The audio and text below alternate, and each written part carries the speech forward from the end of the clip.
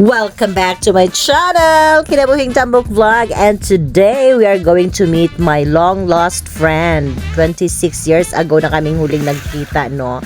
So, come with me and I'll introduce him to you.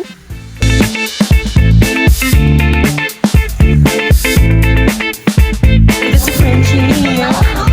Yung papunta dito, sir. Uy, principal na ito siya. Uy, grabe na ito. Very very serious office lang. Gano'n. Kailangan video tayo kasi hindi na natin ito mabalikan. Diba? Yung mga nangyari ngayon, hindi na maaaring mangyari bukas. So, kailangan naka-ano tayo record. Parang Nangyari wala kayo nakikita dyan. Yes, we're making memories. Para pagdating ng araw, mata na lang ang kaya ng gumala. At least meron tayo. Ay, si Maynard yun, no? Hi! Shout out!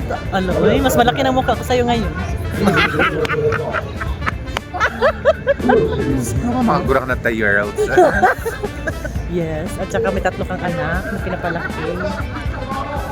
Kalain mo, nagkaanak ka na hindi ka nanganganak talaga. Ayan po si Maynard, mga friends, ang aking long lost friend.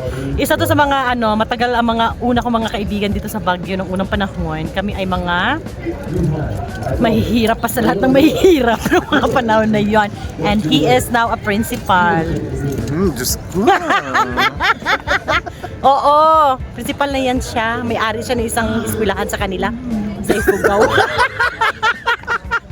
Talaga.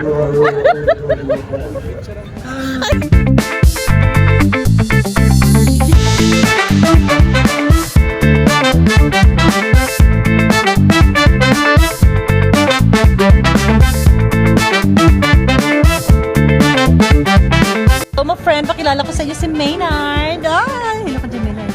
Hi. Uy, kasamahan ko siya dati.